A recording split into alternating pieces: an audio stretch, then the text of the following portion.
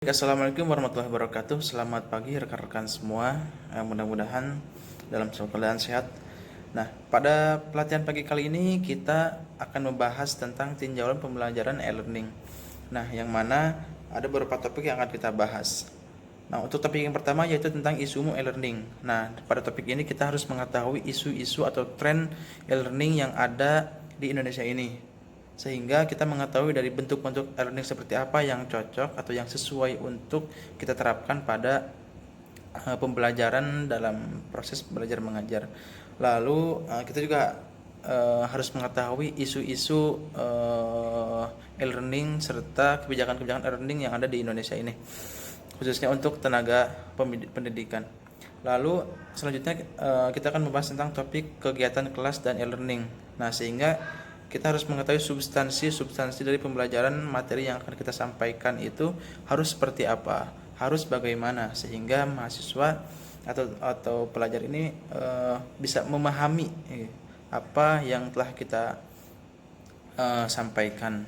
Lalu transformasi e-learning ini juga memang perlu proses ya, sehingga dari pembelajaran offline ke online itu yang harus kita bagaimana caranya agar bisa cepat mahasiswa atau pelajar itu beradaptasi.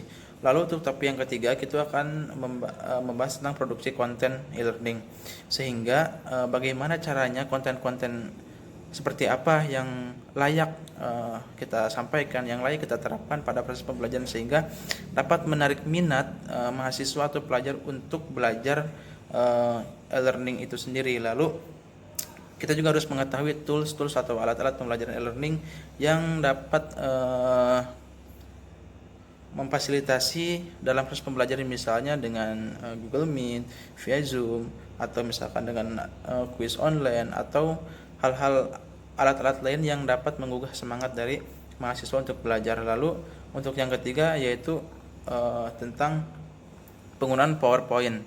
Nah, penggunaan PowerPoint ini bagaimana caranya agar ketika penyampaiannya itu menarik tetapi juga harus unik gitu, sehingga mahasiswa ini mudah mengingat atau mudah menghafal daripada proses penyampaian materi-materi. Dan tidak hanya itu, dalam suatu proses penyampaian pembelajaran kita harus ada acuan gitu dalam proses penyampaian pembelajaran, apakah sudah sesuai atau tidak. Nah, sehingga kita akan mengambil pada teori dari instructional Gagne, yaitu 9 siklus instructional Gagne. Nah, seperti yang sudah rekan-rekan sudah ketahui bahwa ada beberapa tahap, yaitu tahap gain attention untuk bagaimana caranya menarik perhatian, tahap tentang involve learner objektif, stimulate recall of learning, dan seterusnya, sehingga nanti akan saya bagikan lembaran-lembaran dari siklus instructional Gagne ini, dan sehingga apa yang telah kita sampaikan tadi harus beracuan pada 9 siklus instructional Gagne.